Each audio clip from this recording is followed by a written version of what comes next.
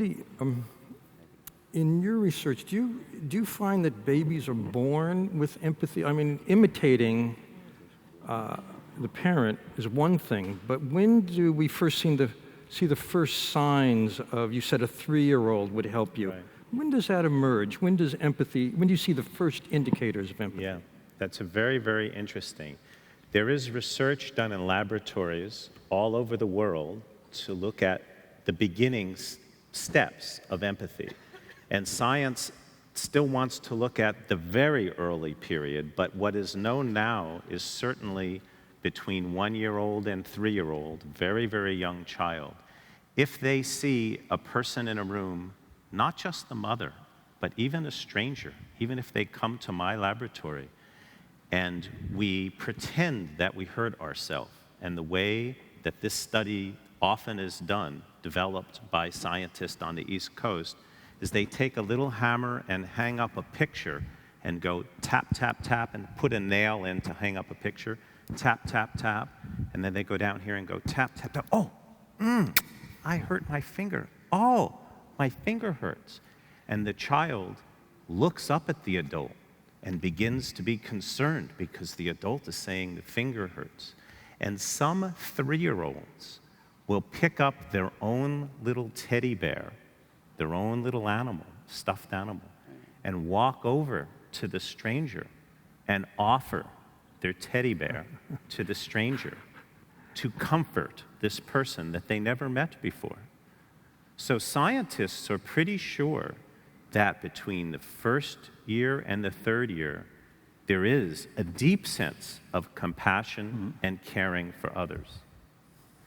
Now, a scientific question that I would love to ask Your Holiness is whether you believe, and science doesn't know the answer to this, that we are born with a sense of empathy and compassion for others, or whether it takes cultivation by the family and the community to make it flower, or perhaps both.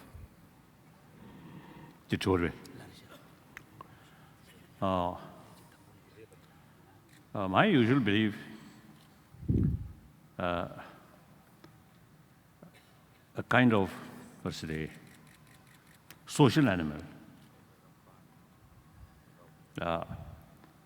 or social animal, I don't know.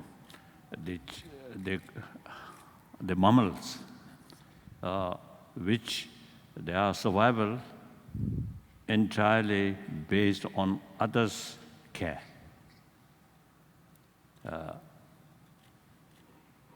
Then we have the capacity of the feeling or the mental thing. So mental brings certain action, unlike plant. So therefore, now since this physical nature, survival entirely depends on others' care. So now emotionally, there must be one factor which bring together. So mother side or take care, caregiver side, or the child side. You see, some emotion which bring together voluntarily, not trained. Trained by naturally.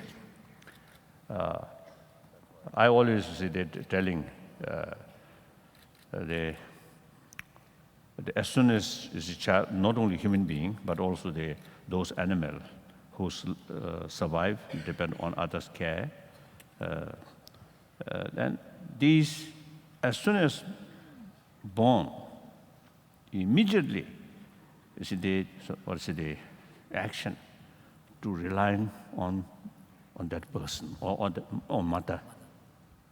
Mother side also, in spite uncomfortable or difficulties, but full enthusiasm to take care. Because that need this body for survival. I think these are not come from intelligence by nature, right? I feel, biological factor. So, some extent, anger, defense, also part of protection. Love, compassion, part of the survival. So, nourishment, right? Nourishment, I think something like 24 hours go to sleep or milking, like that. Defense, not 24 hours, occasionally. So anger for survival, but occasionally. Compassion, empathy, 24 hours. So it's stronger.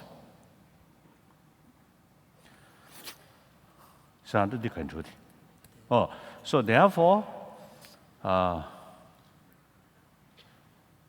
nature, because of this, the very nature of this, because of the existence, and due to this biological factor. So I often used to telling people, and also I express to say some occasion, I wish to see some experiment, like turtle, they lay down the eggs, and then mother depart, never meet. And some butterfly, and also fish, some fish lay down the egg, then mother die. That's nature now. So therefore, now is it butterfly, after mother is dead, so we cannot experiment. But then the turtle, mother still there. So if we try to bring together the real mother of that young turtle and the young turtle put together, I don't think capacity to show affection. Why? No need. Nature creates such a way the children survive by themselves. So of course, mother calculate the safer place, the waves and seasons. These the mother have to calculate. Otherwise, lay down the egg, then no responsibility. So no need compassion. So that's, I think, biological factor. So, and from that, judging from that, then naturally, all our survival entirely depend on mother's care. So compassion, Compassion is a natural part of the mechanism. So empathy and compassion. Yeah, so therefore, there is some kind of emotion to bring together, to closeness, some kind of the sense of concern, sense of care. That's necessary. That part of biological.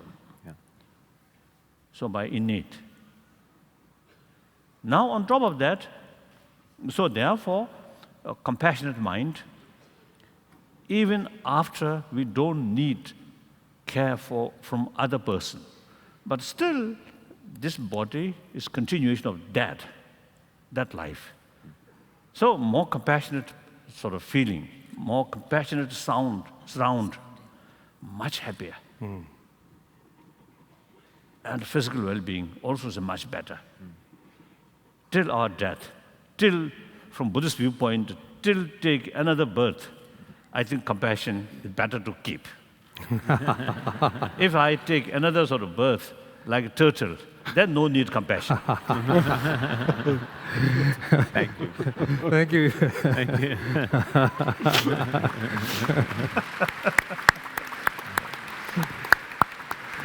Now here, I have one question.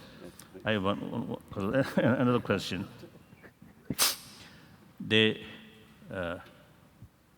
My mother, they have the experience. child not yet born, they sometimes don't just My mother told me that when the child is in the womb, at some point, they start kicking. So mother used to mention those child who eventually will be more active. So during mother's womb, also you see more active. She told me like that.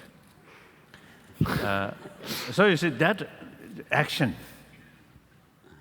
I think, as I mentioned earlier, the compassion, 24 hours. So during the child motionless, I think some kind of feeling of comfort. So the kicking these things, I think there's some kind of uncomfortable feeling, so doing that. Stress, Oh. distress. Yeah. So anger, compassion, they even still, you see, the mother's womb. Of course, mother's womb, breathing not yet developed, not yet there, not yet. So there must be the different emotional level. There must be differences with breathing, without breathing. There must be differences.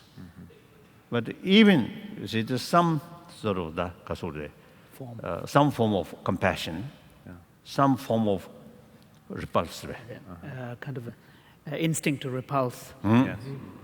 Must be there. So particularly, I think just before, I think a few weeks, just before his birth, there must be.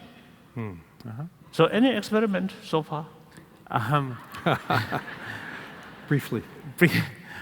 You know, there are not experiments exactly on how the mother responds to the movement of the child, but there are experiments showing that the child is learning in the womb and that the mother, in some sense, can communicate to the baby in the womb. And those experiments are that the baby is hearing the mother's speech even when they are in the womb.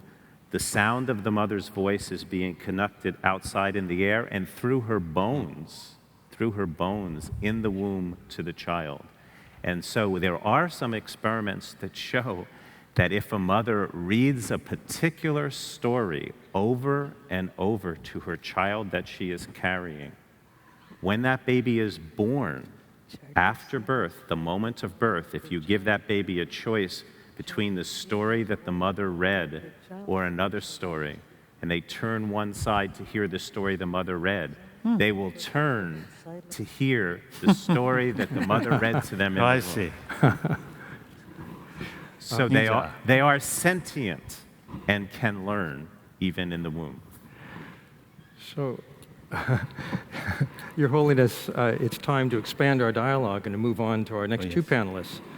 As we did before, we're going to see a film that will explain more about the work of Alicia Lieberman and Daniel Siegel. So let's watch that video now.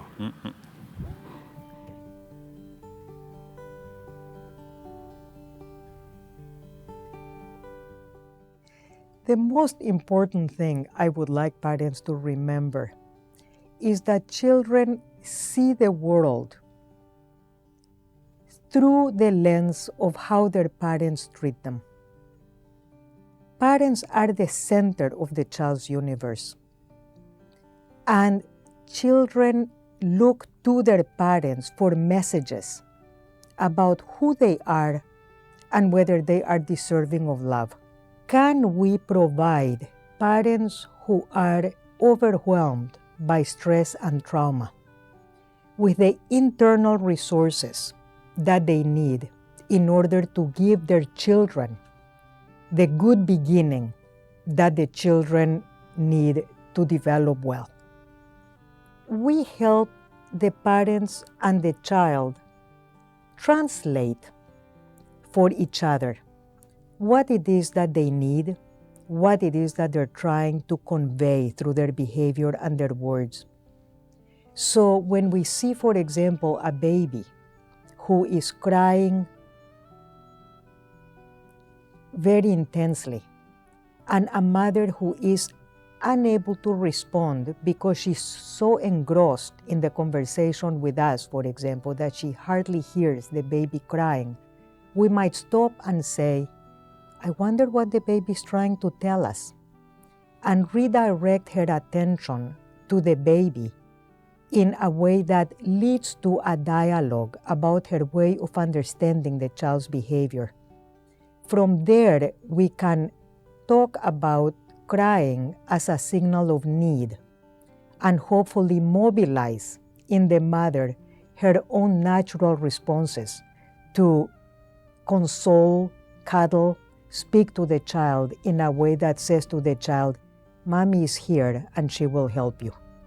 When babies are treated well, when their needs are responded to, they are healthy in their physical and mental development, and they are able to experience pleasure in relationships and a strong desire to learn. When they are neglected or maltreated, the very texture of their brain is affected, with ramifications for learning and emotion for long periods of time, and with much more difficulty in reversing those processes. So starting early really is the key. Children can learn to cope with very adverse circumstances when they have at least one relationship that gives them a sense of hope and of being cherished.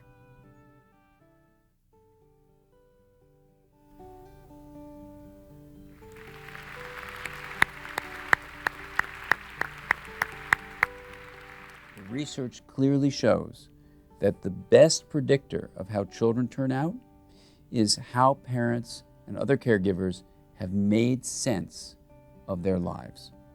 And making sense means, can you look back to your own childhood experiences, look at the good parts, look at the bad parts, get in touch with what the feelings were, feelings in your body, the emotions you may have had, and then to move forward and say, I understand how I had to adapt to what happened.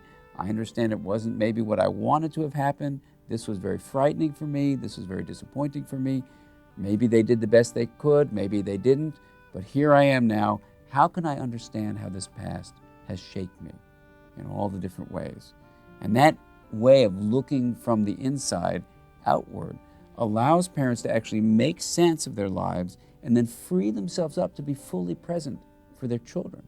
When a caregiver can tune in to the internal world of the infant, the toddler, the young child, that child will thrive. But what does that really mean, to tune in to the internal world? Well, at one level, what it means is this caregiver is going to take the signals from the child.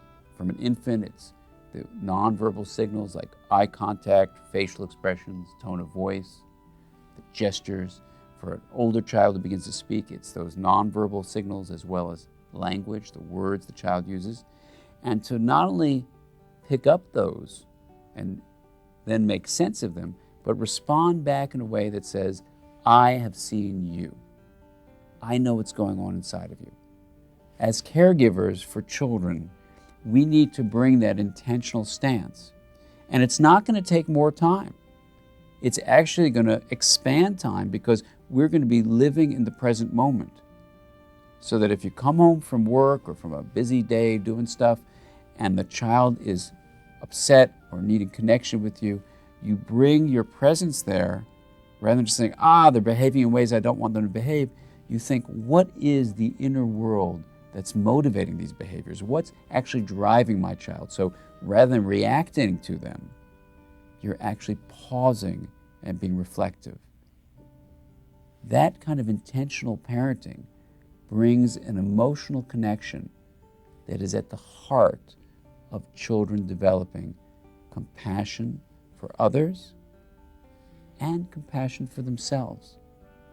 And it's that kind of love, that kind of warmth, that kind of feeling of compassion that this world so desperately needs.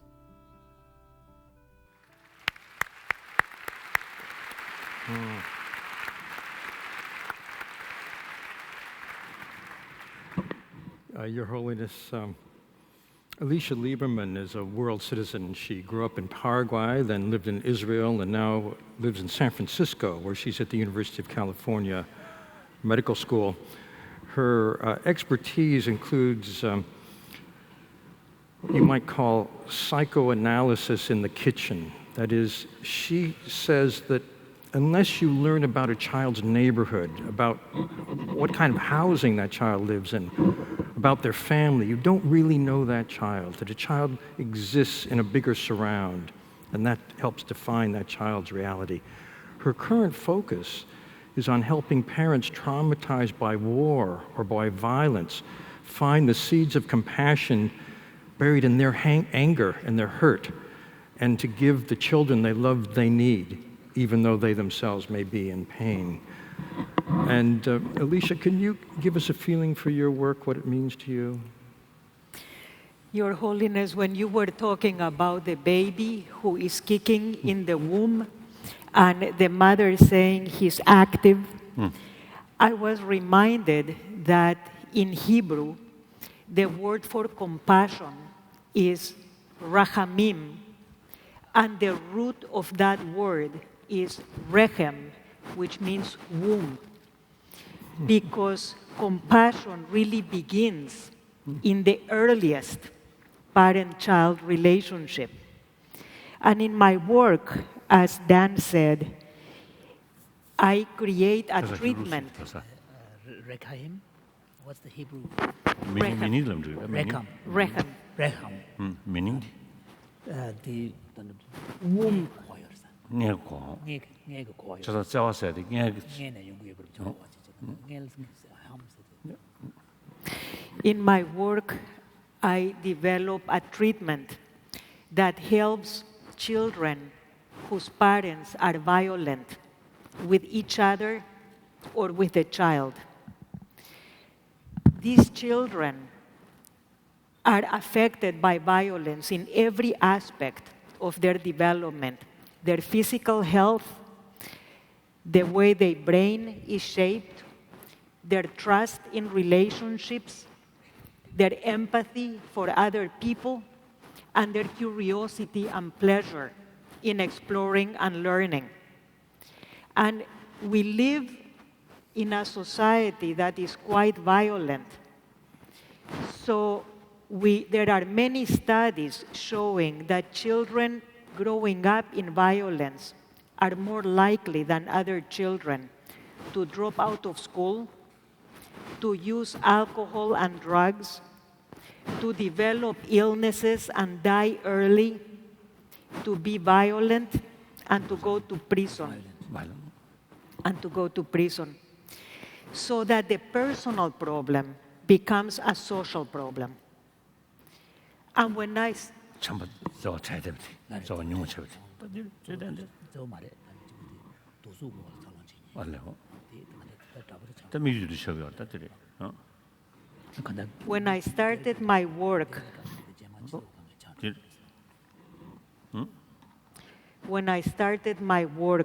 I met a 3-year-old boy called Alan, who was expelled from preschool because he threw a chair out of the window, breaking the glass, when his teacher said, "Let this other child sit on the chair." And when the teacher tried to stop him, Alan screamed, "Don't touch me, I will kill you." When I met with Alan and his parents, I learned that 2 weeks earlier, his father was worried about losing his job and threw a telephone at his wife, pushed her against the wall saying, "I will kill you." And the wife yelled, "Don't touch me."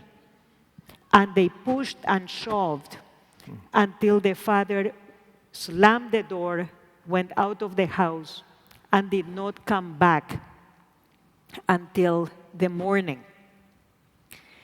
So that 그래서 밤에 이제 제일 성 되죠. 쇼리. 안녕. Alan was learning something. His behavior was an almost perfect imitation of what his parents had done. And the question was, what was he learning? And as I thought about this situation, I realized that Alan's aggression was a cry for help. Like all children, Alan loved his parents, and he turned to them for help when he was scared. But in the middle of their fight, the father was too angry and the mother was too scared to pay attention to Alan. And they did not talk to Alan about their fight because they thought he was too little to understand. Alan was too little to give speeches. He showed us what he was feeling through his behavior. And in the middle of the fight, he realized with terror that his parents were not only loving, 그래서 매 어제 they were also scary. And he was saying 그래서 to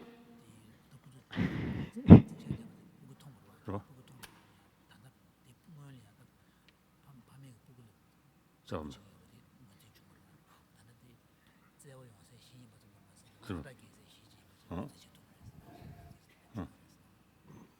he was saying, do I need to be scary like my parents? Do I need to attack first in order to be safe?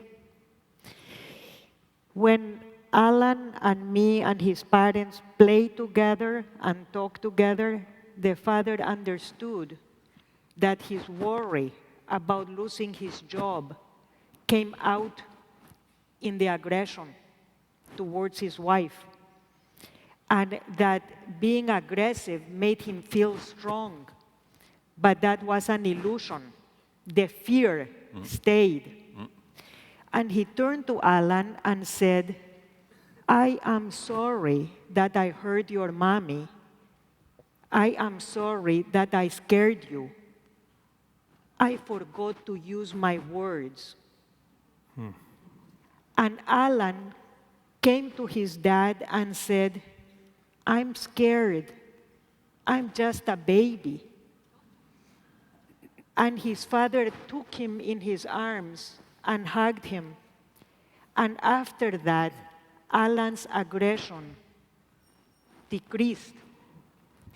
And I learned from that experience that we need to give parents the conditions that they need to connect to their own experience so that they can teach compassion to their child.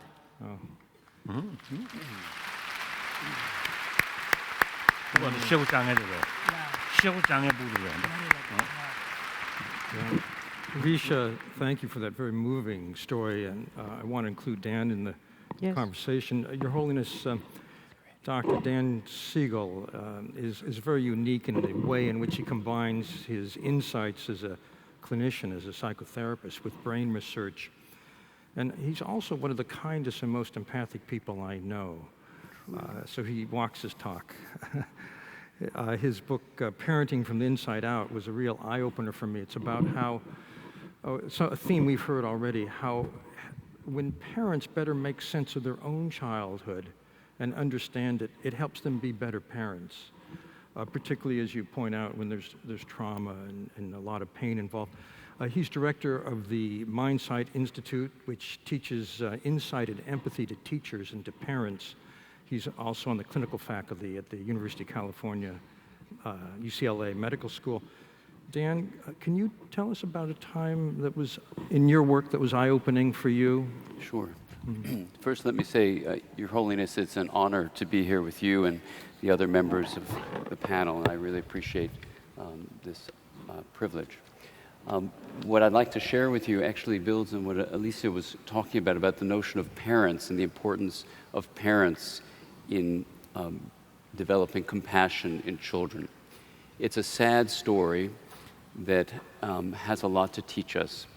And as a therapist, I take care of children and families. And one time a 7-year-old girl came in because she stopped speaking and had become very depressed. And in working with her, I eventually brought in the whole family. And the situation was that her mother had unfortunately had a terrible car accident where, not wearing a seatbelt, her head was struck against the steering wheel when a drunk driver had hit her head on. And it was very, very terrible. She was hospitalized, had to have surgery, and after a year of rehabilitation, finally came back to the home when I started seeing the family. The mother used to be a compassionate, empathic, kind, attuned mother. And since the accident, she no longer had those virtuous qualities. I took her brain scans with me to the medical school library to see what did science tell us that the regions we could see on her scans that were damaged might be involved in producing those outcomes.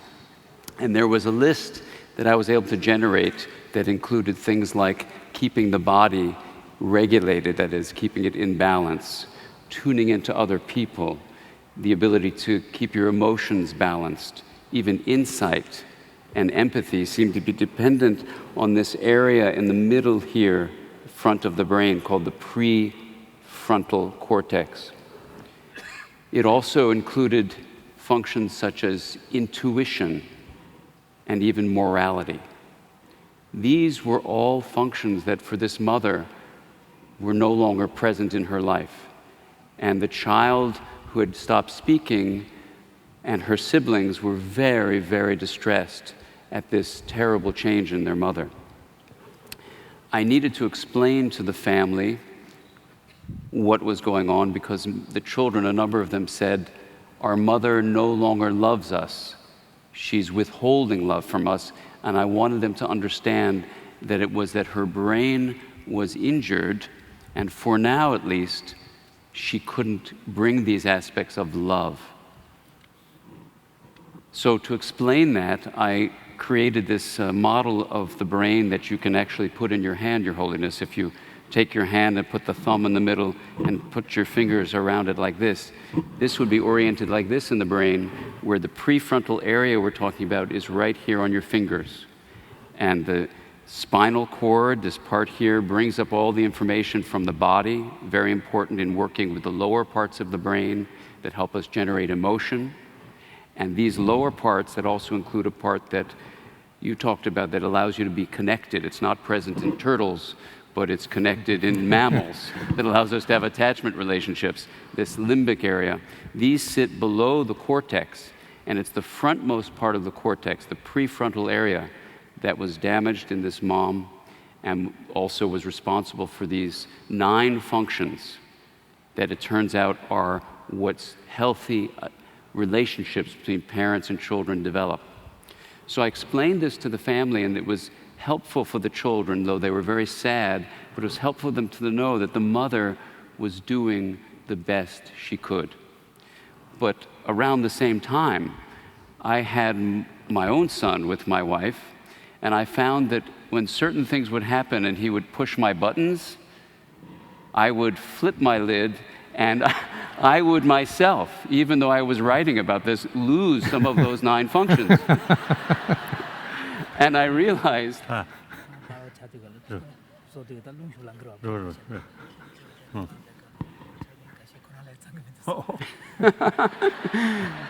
so I realized that losing my mind, or flipping my lid, was something initially I would get very angry at myself about. And I would feel so ashamed of acting in such an unkind and uncompassionate way that I would just want to act like it never happened. But instead, once my mind returned, and especially when I could see that my brain had temporarily lost the important functions of this prefrontal area that bring everything together, I could bring that back together and then make a repair with my son. And this is so important in parenting, that we're all just human. And these repairs we make are really the essence. Everyone can flip their lid and get angry. We need to come back to our child and make a reconnection. That's where true compassion comes in, when we can say, we are sorry. So the question, Your Holiness, I have for you is about how we can keep people's prefrontal cortex, which is helpful in generating compassion, really alive and developing well, especially in times of threat. Because two pieces of science I want to bring to you in asking this question to you. One is, studies in science have shown that when people feel threatened, they make a bigger distinction between who is like them and who is not like them. Another set of science studies shows who's similar and not similar, the in-group and the out-group. Other studies show that when someone is assessed as similar to me, my prefrontal area is very active. I have compassion and empathy. Yes. But if I'm shown someone who's not like me, I turn this area off. And so, especially under times of threat, Your Holiness, what can we do to awaken people out of this automatic reaction where we shut down the very circuits of seeing the mind, of what you can call mind sight, of really seeing our own minds and other people's minds that are essential for compassion?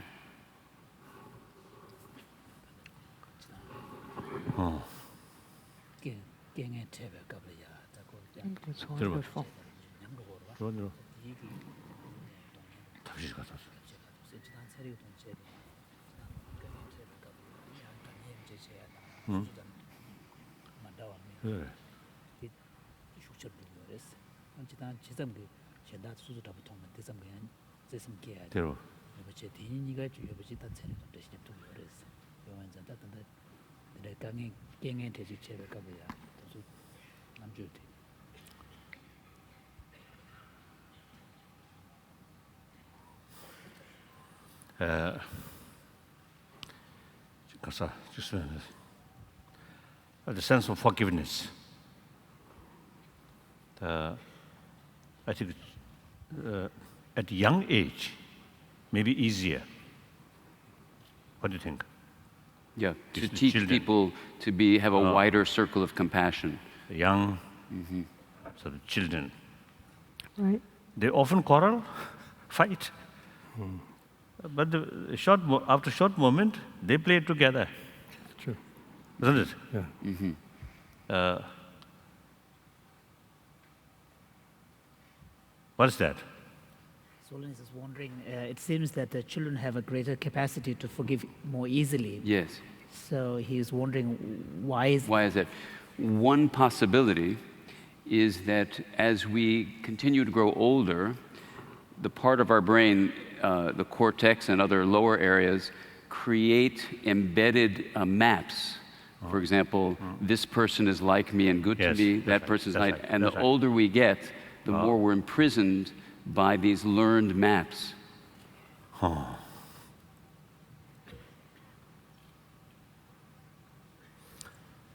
So perhaps the natural sort of the pattern? pattern, I think those children, anger, some threat to their own sort of the, Existence. existence or even their own view, something as a measure of the defense, anger come. But you see that danger no longer there, then immediately there are the basic sort of the pattern, and then immediately come.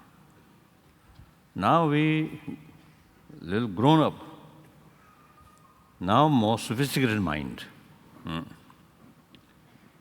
So calculate, long term, short term. So therefore, now that aggressiveness goes with our intelligence. Intelligence also not complete.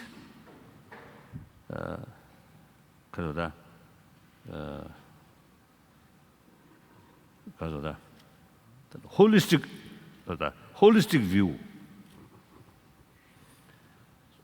Sooner or later, I have to deal with that person, isn't it? Yeah.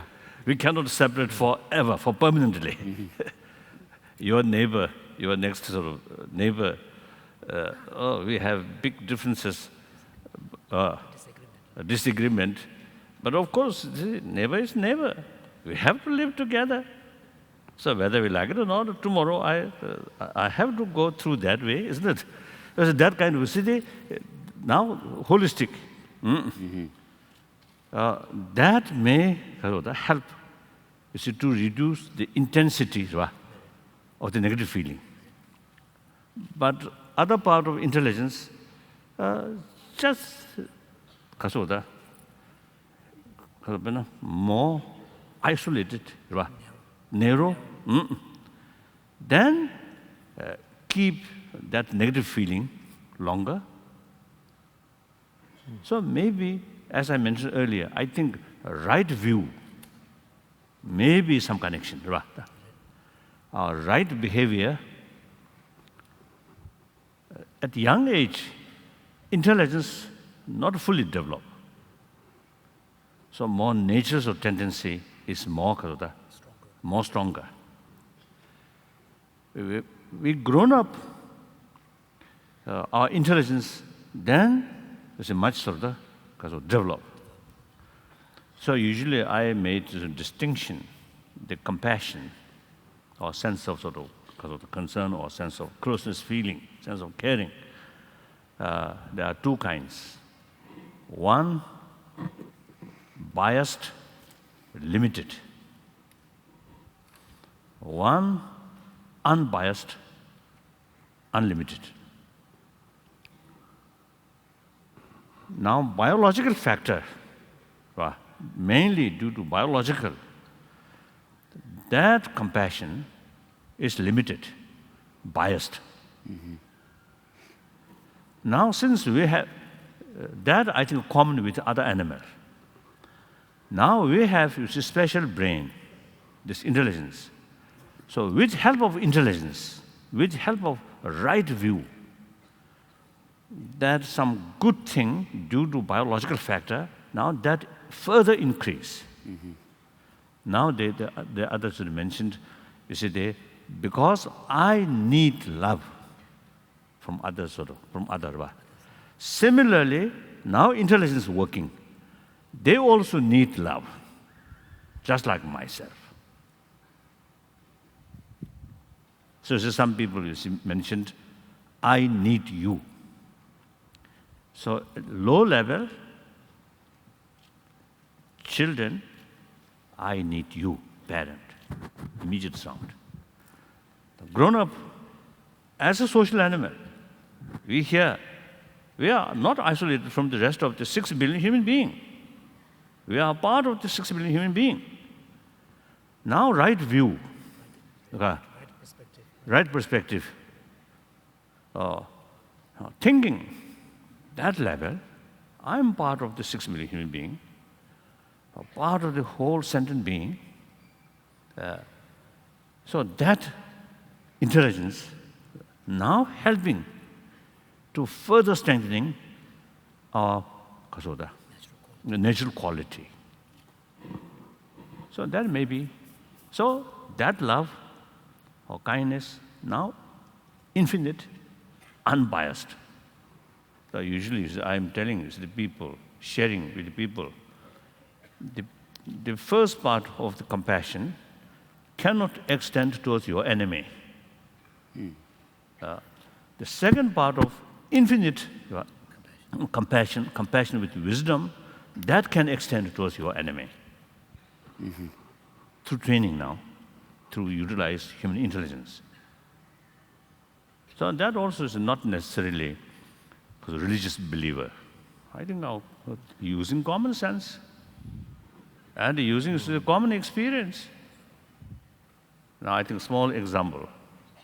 I have a lot of friends in many places. I think mainly, even at the beginning, some people you see showing little sort of distance of the feeling. Then, within a certain moment or a short period, things change. I'm not very sure. Now, scientists should judge. I think one factor, my sincere smile. Sincere smile, and those scientists quite clever. They know this is sincere smile, this is not sincere smile, isn't it? So the people, once realize sincere smile reflection of no sense of barrier. Right. So that really, you see, they bring some kind of closeness feeling, isn't it? If you see people showing sort of genuine friendship out of money, then those billionaires must have, wherever they go, they must have, you see, I think, the genuine smile. I don't think those people who someone you see, calculate if I give smile to this person, how much I gain money. Only those people. Otherwise, ordinary people don't care, isn't it? That's right. So the real human compassionate feeling really makes differences. So result, individual person become happier. So the intelligence help us, you see, to further strengthening our basic good quality which we got from birth. I don't know whether right or wrong. Please make correction. Can I respond to that? Yeah, sure.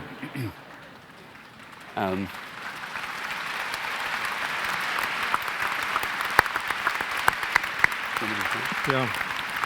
You know, in our last 5 minutes, I'd like to invite the rest of our panel, too, to jump in on the conversation.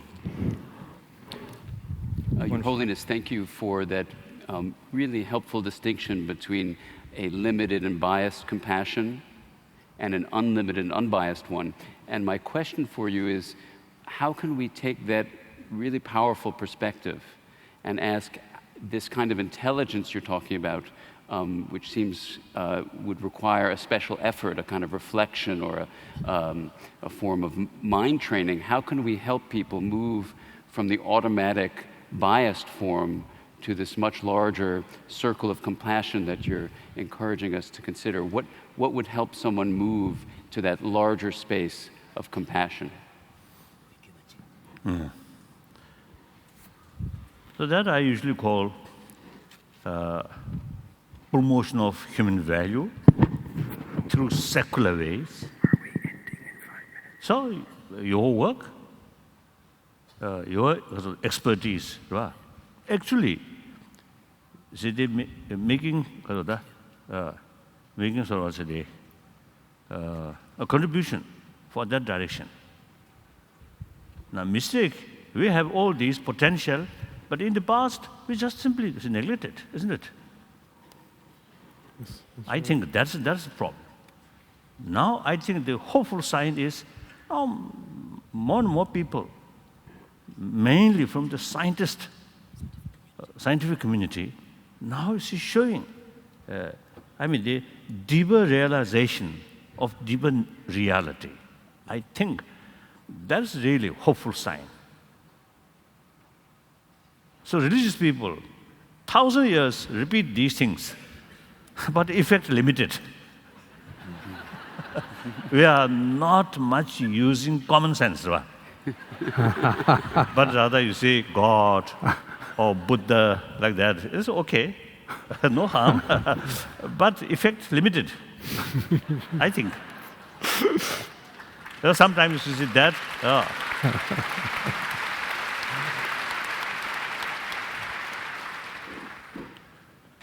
So I feel our common sense, common experience, it's the ultimate sort of the resource, and also the method to improve. That's my view. So I'm Buddhist. Of course, I have certain my own practice. That's confidential. I don't share with you.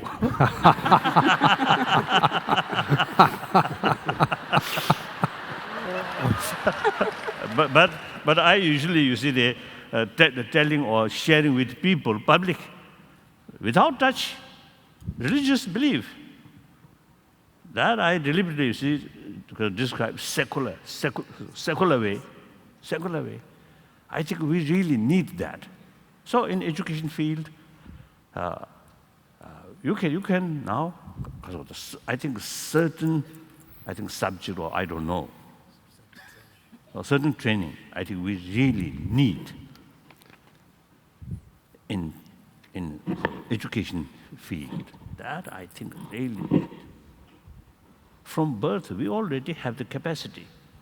Now further nurturing that, try to make clear these precious things which we learn, which we got from birth because of necessity.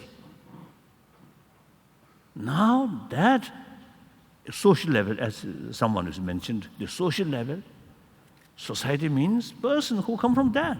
Same. Leadership also come from that. Nothing different. Maybe God King, maybe something different. Some people say, some people is something very. That's nonsense. So therefore, so everybody is come from that way. Everyone. I believe all these, even in history, some of these tyranny. Tyrants. Like Hitler, these. One occasion in Israel, so one my sort of was a comment. Later is some argument, some from some criticism. So from my viewpoint, even those like Hitler or Bin Laden or Stalin or Chairman Mao, when they are child, same capacity. They grown up under their mother's kindness. So even these people, later, due to certain circumstances, some cases political power, then these persons become arrogant. But basic human nature level, same, isn't it? So education and environment really makes differences. So now their education is, I feel, very, very important. So we really need some proper plan, approach through education field, through education way. So scientists have greater responsibility than a religious person like me. That's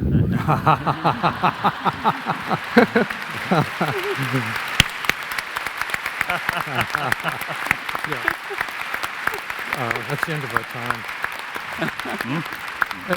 Your Holiness, we've reached the end of our time, and thank you for those words of wisdom at the end. And also, I just want to acknowledge what a great act of compassion it is for you to be here now in the midst of these troubled times, that you're really a model for us. So I want to wish you well.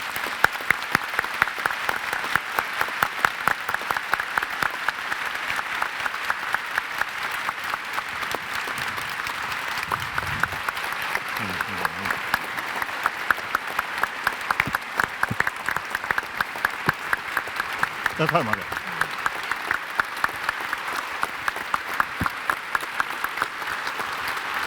Thank you. Thank you, Your Holiness. We're done. Leaving? Yeah. No. Ore.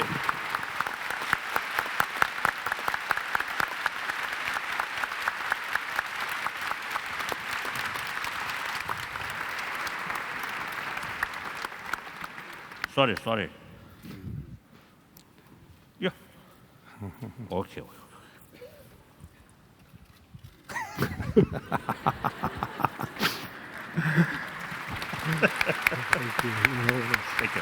Thank you.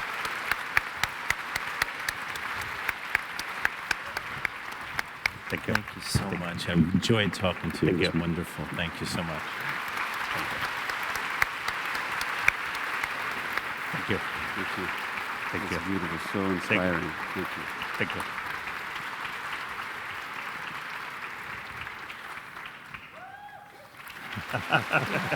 Thank you. Thank you. Thank you. Thank you. Thank you, Your That's Holiness. your wife? She'll be there in a few days, next month retreat. Thank you.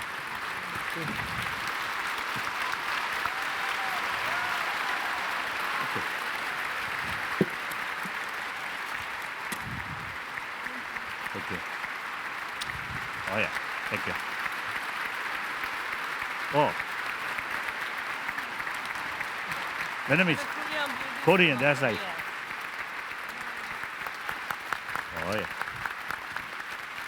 Oh, happy.